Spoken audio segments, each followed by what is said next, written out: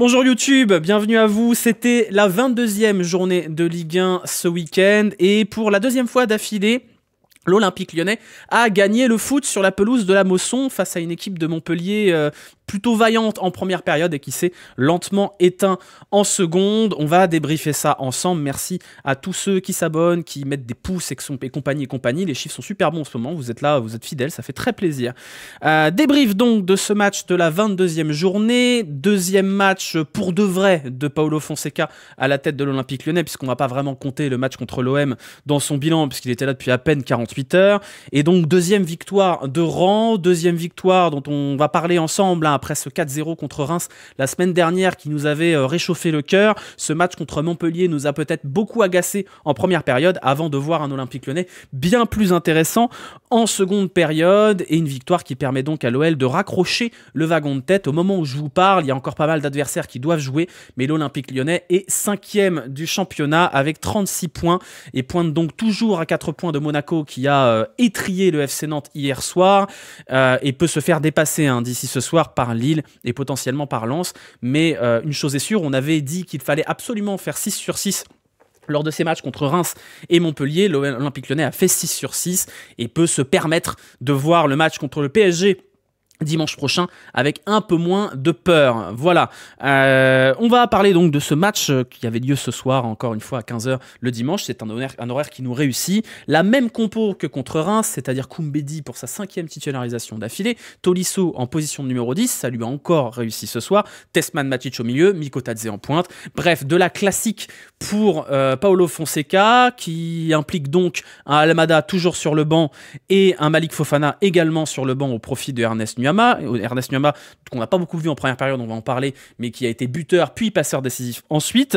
Un match qui commence sur les chapeaux de roue, puisqu'à la 3e minute de jeu, sur une sublime passe de Ryan Cherki, c'est Mikotadze qui ouvre le score d'un très très bel enchaînement. Derrière, on a une première mi-temps sur un faux rythme, sur lequel l'OL a un petit peu de mal à appuyer sur l'accélérateur. Montpellier qui presse pas mal, et ce qui devait arriva, puisque Montpellier va égaliser à la 37e minute par l'intermédiaire de Tanguy Koulibaly sur un centre où tout le monde se regarde dans la défense lyonnaise, notamment Tagliafico qui se fait déborder complètement par Tanguy Koulibaly et Moussa Niakhaté qui marche, qui se retourne et qui n'a pas l'air d'avoir l'intention d'intervenir. On arrive donc à la mi-temps avec une mi-temps plutôt dominée par Montpellier, puisqu'à la mi-temps Montpellier a genre un expected goals et l'OL n'a fait quasiment qu'un seul tir au but avec Mikotadze, et on est un petit peu inquiet puisqu'on se rend compte que cet Olympique Lyonnais est toujours un petit peu en dilettante, toujours un peu de mal à appuyer sur l'accélérateur quand il ouvre le score, et on a déjà vu ce scénario plein de fois cette saison, que ce soit contre Nantes, rappelez-vous avec l'égalisation de Mostafa Mohamed à la 89e, ou même avant le match contre Auxerre, le match contre l'OM particulièrement, un OL qui a quand même beaucoup de mal depuis le début de la saison à asséner la sentence, à mener de 2 ou 3 buts quand c'est possible. C'était peut-être possible contre Montpellier, mais cette égalisation à la mi-temps nous met un coup de froid. Fort heureusement, l'OL revient avec de meilleures intentions, puisque à la 50e minute, c'est Ernest Nuama sur une très belle ouverture de Nemanja Matic qui vient enrouler pied gauche comme d'habitude quand il est en forme. 2 minutes plus tard, Ernest Nuama va de nouveau enrouler pied gauche, mais pour déposer le ballon sur la tête de Corentin Tolisso, et c'est Alexandre Lacazette, entré à la 70e minute, qui va encore à dire finir le match sur une très belle reprise, très belle finition sur un centre fuyant de Abner. Derrière, on ferme boutique, Montpellier n'aura pas vraiment existé en seconde période, et c'est donc une victoire 4-1 pour l'Olympique Lyonnais. Encore un match avec pas mal de buts du côté de Montpellier, mais il faut quand même signaler que ce qui a permis à l'Olympique Lyonnais de remporter le match cet après-midi, c'est avant tout le réalisme, puisque je vais vous montrer les stats du match aujourd'hui, et vous allez voir que c'était pas non plus la grande folie offensive. Évidemment, Paulo Fonseca égale possession, donc quasiment 2 tiers de possession pour l'OL, mais des expected goals assez faibles, pas beaucoup de tirs, moins que Montpellier, juste beaucoup de réalisme. On en a parlé, l'enchaînement de Mikotadze en première période, il est magnifique. La frappe de Nuama, c'est une frappe enroulée magnifique, entrée de surface. Tolisso qui prend le dessus de la tête sur 2 défenseurs montpelliérains, et Lacazette qui vient reprendre devant le but, un but quasiment tout fait.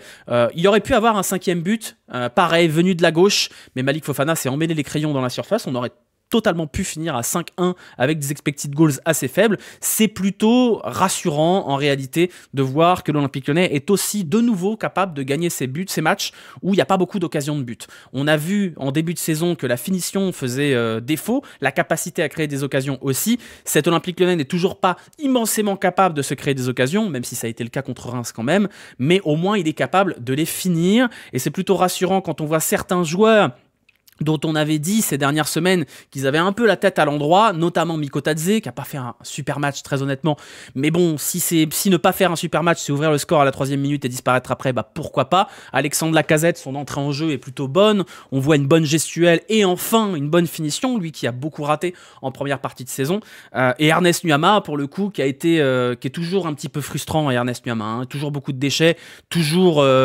beaucoup de difficultés à faire un match plein du côté d'Ernest Nuama. Forcé de constater que quand même, il arrive de nouveau à avoir un impact sur les matchs, que ce soit dans l'activité qu'il propose sur le terrain. Et là, bah, c'est balle au pied, hein, puisque c'est franchement 2 actions similaires, hein, dans la même zone, avec des mêmes ouvertures, où la première fois, ça finit frappe enroulée, petit filet, et la deuxième fois, ça finit sur la tête de Corentin Tolisso. Voilà, donc c'est quand même un match assez satisfaisant dans la globalité, même si la première mi-temps, il y aura quand même beaucoup de choses à améliorer par rapport à ça. On avait dit de toute façon que l'OL se devait de se défaire de Reims et Montpellier, qui sont 2 gros candidats au maintien. Hein. Montpellier, au moment où je vous parle, ils sont bons derniers de Ligue 1, avec une différence de but de genre moins 32. Enfin, c'est une catastrophe, Montpellier, cette saison. Moins 31, pardon. Reims, pour le coup, sont 14e.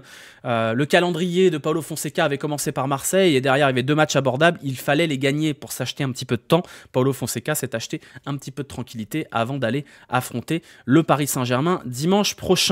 Qu'est-ce qu'on peut raconter de plus sur ce match? Quand même, reprendre un petit peu la première mi-temps, puisque la première mi-temps, comme je vous ai dit, elle a commencé sur des chapeaux de roue avec ce but à la 3e minute, et ensuite on s'est un peu endormi. Hein.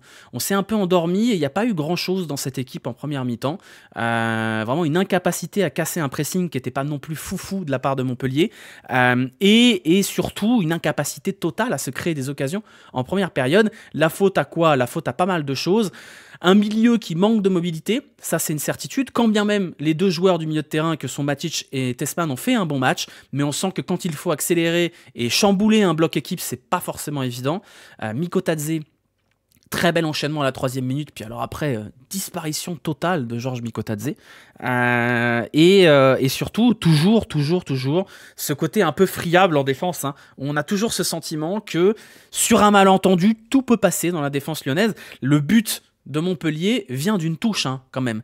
Vient d'une touche. Il y a un joueur montpelliérain dans la surface, c'est Koulibaly, qui est pris par Tagliafico. Il fait l'appel, Tagliafico se fait prendre à revers et Niakate ne regarde à aucun moment ce qui se passe dans la surface. C'est quand même toujours un petit peu inquiétant d'avoir c'est ce manque de fébrilité. Hein. On a eu contre Reims une clean sheet, c'était très bien parce que Reims était très honnêtement extrêmement faible. Montpellier défensivement a été très faible ce soir aussi. On va pas atténuer la performance lyonnaise, mais en réalité si, il le faut, parce que autant contre Reims c'était une prestation aboutie, pleine, avec une grosse domination et ça se voyait dans les stats, autant ce soir contre Montpellier, il faut quand même être honnête et dire que l'OL a gagné ce match parce que la seconde mi-temps de Montpellier est quand même d'une extrême faiblesse. Si on reprend les buts dans l'ordre, le premier est très beau et ne doit son salut qu'à la superbe passe de Ryan Cherki et à la très belle finition de Georges Mikotadze, même s'il est bien aidé par une petite erreur de main de Benjamin Lecomte. Le deuxième but, je vous invite à le revoir. Bamo Meïté, c'est quand même pas terrible. Hein. Il y a une longue ouverture de Matic sur Nuama. Alors Nuama, il se retrouve face à Meïté, et Meïté vraiment un plot, quoi. Le troisième but, c'est un centre de Nuama dans la surface. Vous avez 2 défenseurs montpelliérains sur Tolisso, ils se font avoir les 2. Voilà. Puis bon, le 4e but, pour le coup, c'est un beau but avec un très beau centre fuyant de Abner sur Lacazette, très belle finition. Mais disons qu'on a quand même été pas mal aidé par une incapacité totale de Montpellier à ne pas prendre de but à chaque occasion, quoi. Voilà. Donc Meïté, il sait pas ce qu'il fait défenseur. Honnêtement, je suis assez inquiet pour Montpellier. Alors, c'est pas le club que je porte le plus dans mon cœur, notamment par rapport aux déclarations de son président. Je vous rappelle que Laurent Nicolin était celui qui avait dit qu'il suffisait de pas aller au resto le vendredi soir pour se payer DAZN. Bon, le retour de bâton est assez violent pour lui. Mais alors, Montpellier, bon courage avec cette défense pour essayer d'aller arracher le maintien. Il y a pas mal de candidats au maintien, mais les autres candidats au maintien ont peut-être un socle de bons joueurs. Du côté de Montpellier, la défense, elle est terrifiante quand même, hein. Donc voilà. Après, le but, c'était peut-être de les fatiguer en première mi-temps. C'est vrai que l'OL a beaucoup fait tourner en première mi-temps, ça les a peut-être fatigués, et la seconde période a été peut-être plus laborieuse de ce côté-là de Montpellier. C'est pas non plus un match maîtrisé, vous voyez ce que je veux dire. La première mi-temps, elle est pas maîtrisée. On concède quand même pas mal de situations et on se fait égaliser comme on s'était fait égaliser contre Nantes. Fort heureusement, contrairement à Nantes, c'est pas en toute fin de match, donc il y a eu le temps pour réagir. Mais c'est quand même un sujet, merci The Ice Creams pour le Prime, c'est quand même un sujet, cette incapacité à 1-0 à appuyer sur l'accélérateur. Je vous remets en avant les performances de deux équipes qui sont aujourd'hui bien au-dessus de l'OL en termes de réussite collective. Mais regardez ce qui se passe quand Monaco et Marseille ouvrent le score ce week-end. Il y a un rouleau compresseur qui se met en place. Alors oui, c'est plus facile quand Nantes est à 10 contre 11. Oui, c'est plus facile quand c'est Saint-Etienne en face. Mais en réalité, oui et non. Donc il y a quand même un monde encore, et c'est normal, Paulo Fonseca vient d'arriver, entre l'Olympique Lyonnais et des équipes comme Marseille et Monaco, qui quand bien même elles ne font pas forcément que gagner, ont de l'avance en termes de maîtrise collective et de confiance en soi tout simplement.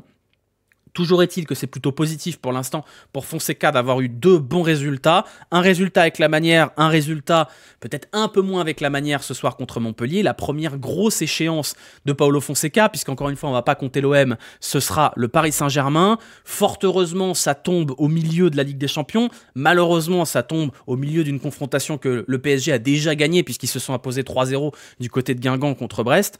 Voilà, on est à la fois plutôt rassuré parce que l'OL est dans le match, l'OL est 5e, l'OL est à portée de tir du top 4 et du top 3 même, on ne sait jamais. Il y aura des confrontations directes qui permettent d'espérer beaucoup de choses de cette fin de saison, mais il y a encore un certain nombre de sujets compliqués du côté de l'OL. Effectivement, je vois que ça parle de la différence de but, c'est quand même positif de voir que l'OL est revenu à 13 de différence de but, ce sont des choses qui font la différence à la fin de la saison, avec ces deux victoires, avec plus 7 de différence de but en deux matchs, l'OL revient à hauteur de Lille, Nice et Monaco, voire, non pas Marseille en l'occurrence, dans des environs de plus 12, plus 15. Ce sont des choses importantes. L'an dernier, c'est ce qui nous a aussi manqué, même si ça n'a pas eu de conséquences à la fin de la saison. Qu'est-ce que je voulais raconter de plus ?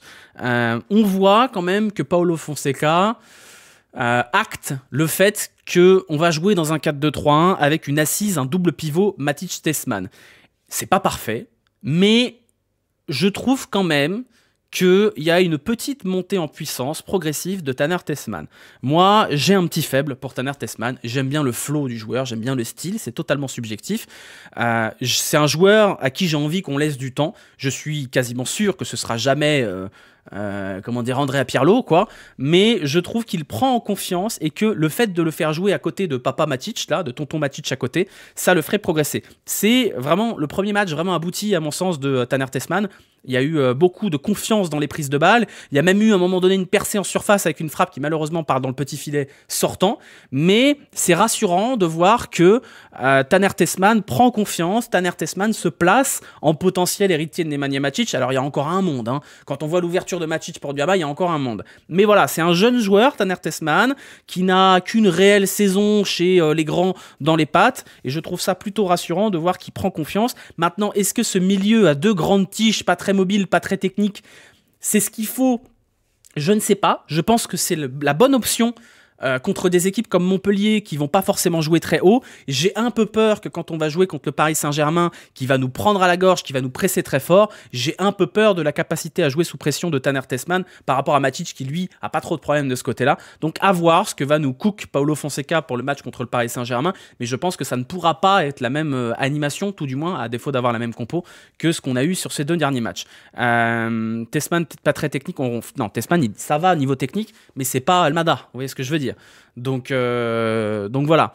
On a quand même eu une première période où il y a 100% de duels perdus pour Tessman et Matic. Ça aussi, contre Montpellier, ça porte peut-être pas préjudice. Contre le Paris Saint-Germain, si vous n'arrivez pas à gagner les duels, ça va être très très très compliqué aussi. Je voulais qu'on parle de Tolisso, dont le replacement au poste de numéro 10 pouvait poser question à un moment donné. Bon bah voilà, ça fait 4 matchs d'affilée que Corentin Tolisso marque. C'est factuellement l'un de nos meilleurs attaquants, l'un de nos meilleurs finisseurs. Donc pourvu que ça dure. Toujours un peu peur avec Tolisso qu'à un moment donné le corps lâche. Pour l'instant ça tient, c'est vraiment l'homme providentiel. J'ai vu que ça parlait de lui en équipe de France. Pitié non, pitié ne l'envoyez pas en équipe de France. Laissez-le nous. On s'en fout d'équipe de France. Laissez-nous Corentin Tolisso tranquille. Voilà, il est bien là. Il se repose pendant les trêves internationales. Nous le cassez pas. On ne prête pas notre jouet. Voilà.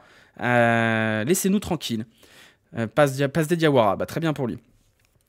Voilà, donc quand même un certain nombre de choses assez rassurantes. Les entrants également, plutôt rassurants.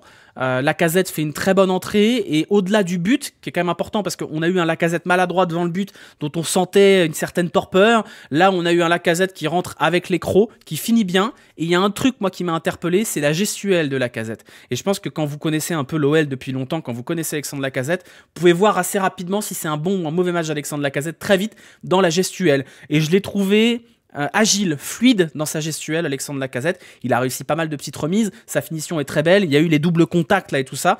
Peut-être que la blessure qu'il a subie lui a permis de recharger un petit peu les batteries. Et c'est plutôt rassurant puisque l'entrée de Lacazette fait un petit peu écho au match assez faible de Mikotadze qui a marqué son but et ensuite pas mal disparu de la circulation. Il était souvent à contretemps dans les appels, souvent en difficulté dans les remises. Le fait d'avoir cette potentielle alternance de forme entre les deux me rassure un petit peu sur la suite de la compétition. Voilà, entrée de Malik Fofana, un petit peu mi-figue, mi-raisin, pas mal de ballons perdus, et cette grosse occasion qui ne va pas au fond.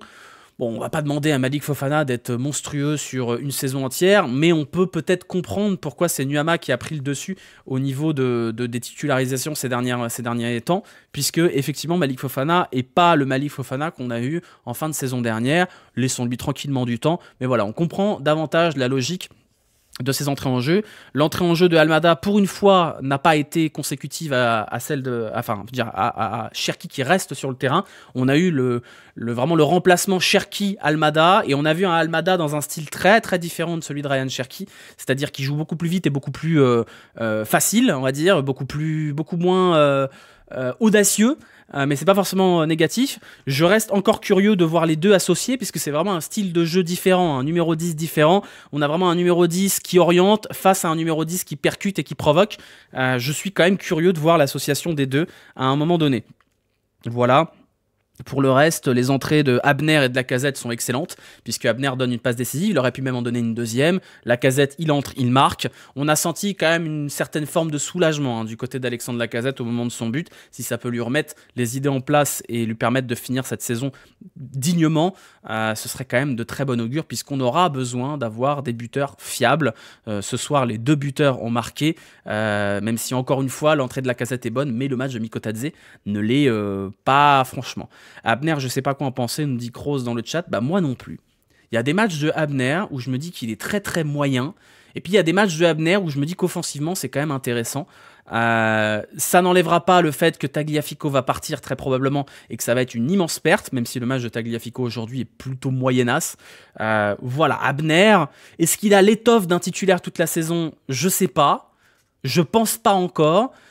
Est-ce qu'on va le tenter? Très probablement, parce que c'est un joueur qui a quand même coûté 8 millions et qui va être à valoriser, si on est purement cynique. C'est un joueur qui est en sélection brésilienne et qui a coûté 8 millions et qu'il va falloir faire jouer titulaire si à un moment donné il faut le revendre. Hein. C'est comme ça que ça marche dans l'Olympique Lyonnais d'aujourd'hui.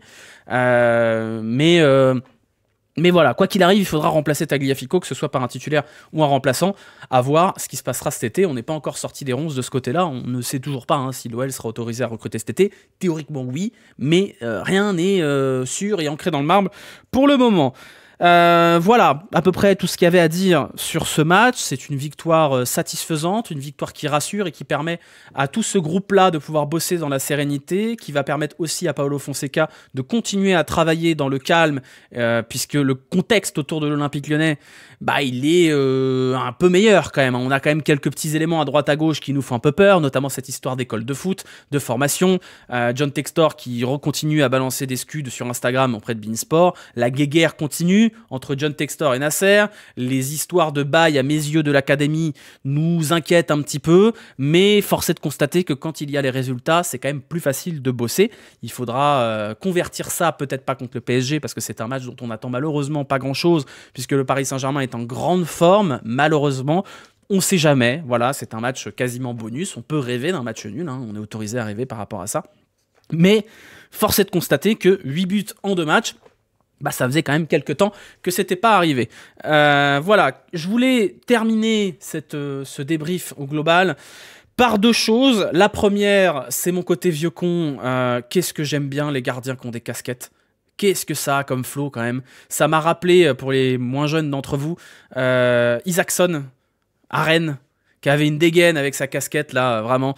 Et j'ai trouvé que Lucas Perry avec sa casquette, il y avait un vrai flow, voilà. Donc laissez-lui la casquette, c'est comme dans les RPG, ça doit lui donner plus 2 en réflexe. Et le deuxième truc, comme d'habitude, on va râler sur la réalisation. Comme d'habitude, comme je vous ai dit, je vous prépare une vidéo sur l'histoire des droits télé et une deuxième vidéo sur comment le produit Ligue 1 est devenu aussi faible. Et ben vous avez déjà un élément de réponse ce soir, puisque une nouvelle fois, la réalisation donne envie de s'arracher les cheveux. Je vous prends pour exemple le but de Nuama, où au moment donné où Nuama se présente dans la surface face à son vis-à-vis et crochette, on a un gros plan sur Nuama. Et donc on peut pas lire le jeu. Et au moment où il frappe, on ne sait pas comment il frappe, où il frappe et où va la frappe. Donc c'est impossible de lire le jeu et de s'enthousiasmer quand on ne peut pas voir les actions, quoi. Les gros plans sur les ailiers, j'en peux plus. Et la réalisation, c'est important de préciser ça, hein, DAZN a payé les droits mais ne paye pas la production. C'est la Ligue qui fait la production. C'est la Ligue qui fournit les images. Donc c'est la Ligue qui fait ce choix pourrave d'avoir un match filmé avec le cul, quoi. C'est un enfer. C'est vraiment un enfer. Autant sur les commentaires, je vois que vous en parlez des commentaires, c'est une question d'avis personnel. Il y en a qui aiment, il y en a qui aiment pas. Moi, ça me dérange pas d'avoir Kanto qui fait une vanne sur l'Msemen de Zach avec le numéro 27 en disant que c'est le prix d'Msemen. Ça me dérange pas. C'est un choix éditorial qui se défend pas. Voilà, ça dépend de ton public, c'est pas un problème. Par contre, la réalisation, je suis désolé, mais on a le droit de voir un match de foot. On a le droit de pas nous couper les actions de jeu pour des gros plans de merde. On a le droit de voir des ralentis on a le droit de regarder un match de foot. Et pas regarder un spectacle son et lumière. C'est possible. Donc, je suis toujours un peu triste de voir que voilà, on essaye de construire un produit foot qui est un spectacle avant d'être un produit foot. Les gens qui regardent le foot, ils veulent voir du foot. Ils veulent voir un match de foot. Ils veulent voir des actions de foot. Ils s'en foutent de voir les tribunes. Ils s'en foutent de voir le crossbar challenge de la mi-temps. On s'en fout du divertissement. On veut du foot. On n'est pas là pour le divertissement. Si j'ai envie de me divertir, je vais sur Netflix. Si j'ai envie de me divertir, je vais aller regarder une vidéo de Squeezie sur YouTube. Le foot, c'est un divertissement, mais on n'est pas là pour le divertissement. Si on regarde Montpellier-Lyon à 15h le dimanche, c'est pas pour être diverti, c'est pour voir notre équipe. Le divertissement, à la limite, c'est au PSG, vous voyez ce que je veux dire ? Bah, vraiment, si je veux être enthousiasmé par un spectacle, je pense pas que je choisis Montpellier-Lyon. Hein. Grand respect, même si j'ai vu 5 buts. Mais je trouve ça fou qu'on soit encore à essayer d'inventer des trucs de gros plans à la con de je sais pas quoi. Montrez-nous du foot, bordel. Voilà. Bref. Voilà, c'était mon coup de gueule habituel, hein, parce que de toute façon je fais que râler sur DAZN et la LFP. Il y aura un long format de Serious Charlie qui râle sur YouTube d'ici quelques jours. Mais voilà. Vous pouvez, comme je vous l'ai précisé, noter les joueurs. On va le faire dans 2 secondes. Vous avez le lien dans le chat. Vous avez le lien en description YouTube. Vous pouvez également pronostiquer sur le prochain match. Ça, c'est uniquement dans le chat Twitch. Vous mettez point d'exclamation prono avec le score du prochain match. Je vous montrerai pas le classement aujourd'hui parce que j'ai oublié de le faire, mais on le montrera après au LPSG. Et on va donc se mettre sur les notes du match. Hop là, ça va s'afficher dès maintenant. Voilà. Alors, hop. Il faut que je me mette la petite interface à gauche. Lucas Perry, un but encaissé sur lequel malheureusement, en vrai, il peut pas grand-chose. Hein, c'est un centre en retrait, l'attaquant est seul face au but, pas grand-chose. Un très très bel arrêt sur un coup franc de la part de Lucas Perry. Quelques relances au pied, pas folle, on va pas se mentir. C'est un match ok de la part de Perry. Est-ce que ça vaut 5? Est-ce que ça vaut 6? Moi, je dirais que ça vaut entre les deux, donc je vais mettre 5,5 ce soir. Pour Lucas Perry, Saël Koumbedi, 5e titularisation de rang pour Saël Koumbedi, 5e match plutôt satisfaisant. Il y a 2 choses que j'ai notées pour Saël Koumbedi. La première, c'est une prise de confiance au niveau des passes à la relance. Il y a notamment une très très belle passe verticale qui a cassé une ligne, ce que les autres sont très difficilement capables de faire. C'est très rassurant, Koumbedi, quand même, hein. Vraiment, hein, très rassurant. Pas de carton jaune, effectivement, pour Saël Koumbedi. C'est un très bon match de Saël Koumbedi ce soir. Très intéressant. Le but, malheureusement, vient de son côté, mais bon, on ne peut pas faire grand-chose dans l'absolu. 6,5 pour Koumbedi ce soir. Mata Niakate. On va commencer par Mata. Mata, toujours assez serein, un peu sous pression quand même, mais assez serein quand même. Il est fautif sur le but puisqu'il laisse centrer alors que c'est lui qui est au marquage. Moins fautif que les 2 autres, mais quand même fautif. Maintenant, c'est quand même un bon match de la part de Mata. C'est un 6. C'est un 6 pour Mata ce soir.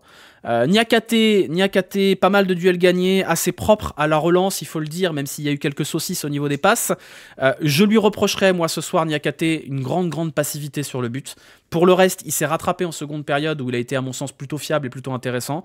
Je suis toujours pas très convaincu par Moussa Niakate, je vous avoue. Je peux pas m'empêcher de penser que voilà, il a quand même coûté plus de 30 patates et ça fait mal. Mais c'est pas un mauvais match de Moussa Niakate ce soir. On va mettre 6 aussi, on va mettre 6. Hein. Voilà.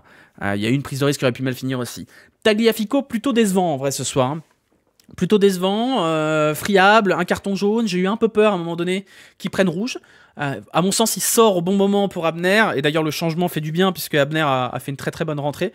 Tagliafico, en vrai, c'est 4 hein, ce soir. On l'a tellement encensé qu'on est un peu obligé d'être honnête là-dessus.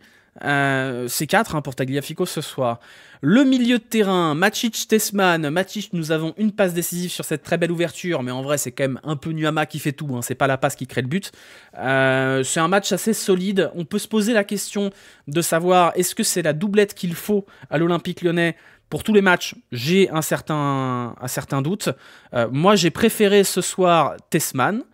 Tessman que j'ai trouvé vraiment bon, vraiment intéressant balle au pied, intéressant dans les prises de balles, intéressant dans l'activité. C'est un vrai bon match de Taner Tessman. Macic peut-être légèrement en dessous, mais c'est un bon match en vrai hein, de Macic. J'aurais envie de mettre 5,5 et 6,5. Ouais. Pour moi, c'est vraiment un bon match de Tessman ce soir. Vraiment un bon match de Tessman. On va passer au secteur offensif en commençant par peut-être celui qui a le moins été en vue malgré tout, c'est Mikotadze. Il y a un but, certes, un très beau but, mais il n'y a pas beaucoup de ballons touchés. Et factuellement, ça a été plus intéressant une fois qu'il est sorti. C'est pas un match satisfaisant de la part de Georges Mikotadze. Le but est très beau, mais on a 3 minutes pendant lesquelles Mikotadze est intéressant. Le reste, c'est très compliqué. On peut pas mettre 4. Parce qu'il y a quand même un but, donc on peut pas mettre 4, c'est trop dur 4 pour Mikotadze. On va mettre 5 parce que l'enchaînement est très beau sur le but et il débloque le match quand même, mais voilà. Du côté de Nuama, c'est vraiment un super match de Nuama pour le coup. Hein. Alors il y a une première mi-temps où il est un peu fantomatique, c'est vrai, et c'est pour ça qu'on va pas monter très haut dans les tours, mais alors les 20 minutes de Nuama à la reprise, c'est sacrément solide là-dessus. Il faut que Ernest Nuama soit capable de jouer un match entier, en fait, tout simplement. Un but, une passe D, intéressant balle au pied en seconde période. On est obligé d'abaisser un peu la note par rapport à cette première mi-temps assez fantomatique. Mais oui, vous avez raison, Niakate, c'est un peu généreux, 1m5,5. 1m5,5 à Niakate. Voilà, Nuama fort avec un latéral qui dédouble. Ouais, je suis d'accord. Peut-être que ça a changé, ça aussi. Hein. Peut-être que Koumbedi, qui vient dans des zones différentes de Maitland-Niles, aide aussi Nuama à être meilleur. Mais en vrai, oui, il y a une grosse occasion aussi en première mi-temps de la part de Nuama. Franchement, je suis satisfait, moi, du match de Nuama. Hein. Elle est progressive, cette montée en puissance, mais elle est réelle. Et je pense qu'il y a une prise de confiance et que la confiance de Nuama... je peux pas m'empêcher de bien aimer Ernest Nuama. J'ai quand même toujours l'impression que c'est pas le joueur le plus intelligent sur le terrain, on va pas se mentir. Mais il y a un petit quelque chose quand même. Voilà, on va voir si ça va lui permettre d'être aligné contre le PSG ou s'il y aura un autre choix de fait. Mais voilà, on va mettre 7,5 pour Nuama. Attends, un but, une passe D, ça mérite bien 7,5, quand bien même la première mi-temps est assez faible. Il nous reste Tolisso, Tolisso, voilà. Tolisso, 4e but d'affilée. Qu'est-ce que c'est solide, qu'est-ce que c'est serein, qu'est-ce que c'est fort. Voilà, hein, physiquement, qu'est-ce qui tient bien la route aussi. Il s'est vraiment refait une santé, Tolisso. Hein. Enfin, ça tient, quoi. Ça tient, on a peur, mais ça tient. Hein. Tolisso, 9 de l'amour. Oui, bon, calmez-vous quand même. Calmez-vous, on va mettre 7,5 aussi pour Tolisso. Et Cherki, il y a quand même cette passe magnifique sur le premier but. Mais en dehors de ça, Cherki, alors il fait pas un match horrible, hein, il fait pas un match affreux, il fait un match relativement ok et discret. Et on a suffisamment reproché à Cherki de faire des matchs relous pour pouvoir finalement plutôt se satisfaire d'un match plutôt sobre de la part de Cherki. Non, c'est pas 6,5, non, c'est pas 4 non plus parce qu'il y a une passe D, c'est un match mouais, voilà, de la part de Cherki. C'est un match mouais où s'il n'y a pas la passe sur le but, on met 4 ou on met 3,5. Maintenant, c'est encore une passe D pour Cherki. Voilà, encore une passe D. Il y a aussi une perte de balle, effectivement, tu le mentionnes dans le chat, Louis, une perte de balle dommageable qui peut provoquer un but et sur lequel son retour défensif est vraiment pas bon. Fais attention, tu vas finir sur Twitter en disant que t'es raciste. Oui, bah probablement, oui. Probablement ça. Donc, Cherki, c'est même note que Mikotadze. Je suis assez d'accord avec toi. Je vais mettre 5 parce que dans l'absolu, c'est pas un super match, mais il est quand même valorisé par une stat. Et du côté de Fonseca, bah, le choix de base, la première mi-temps est pas bonne, mais le coaching est très bon. Mais en réalité, le choix du milieu de terrain, parce que c'est son vrai premier choix, hein, c'est là où il a plus d'options, est bon. Bah, Fonseca, on va mettre 7, hein, on va mettre un 7 bien tassé. En réalité, hein, 7,5 même. Ouais, 7,5, ça me semble pas voler. Voilà, pour les notes, je vais vous montrer vos notes à vous pour vous montrer que, bah, en vrai, il y a un petit peu de différence quand même. Un petit peu de différence dans la notation. Ça dépend des joueurs, mais un petit peu de différence. Voilà. Pour vos notes collaboratives, vous avez été un petit peu généreux sur Perry. Pour le reste, c'est à peu près similaire. Un peu plus généreux pour Tagliafico. Un peu généreux sur Cherki. Moins pour Nuama. Je trouve un peu dur avec Nuama, honnêtement. Et vraiment généreux sur Mikotadze. Mais ce n'est que mon avis. Ce sont avant tout vos notes. Voilà. On a terminé ce débrief de la deuxième victoire d'affilée de l'Olympique Lyonnais. Nous nous retrouverons probablement dans la semaine pour un petit live nocturne. Je ne sais pas si la vidéo sera sortie d'ici la semaine prochaine. Je pense que je vais la timer pour le rendu du tribunal le 28 février, la vidéo sur les droits TV. En attendant, bah, prenez soin de vous, profitez bien de cette deuxième semaine d'affilée avec des collègues qui ne se moquent pas de vous, et rendez-vous pour le prochain débrief. Ce sera dimanche aux alentours de minuit, le temps de rentrer du stade. Voilà. Je vous souhaite à toutes une bonne fin de soirée, bonne fin de dimanche, tout simplement. Merci encore à ceux qui ont lâché leur petit abonnement, qui ont mis des pouces, qui ont mis des commentaires, ceux qui vont aller mettre des commentaires une fois que vous aurez le replay qui va tomber dans la soirée. Là. Je ne sais pas quand exactement, mais il va tomber. Voilà. Bisous, à bientôt. Ciao.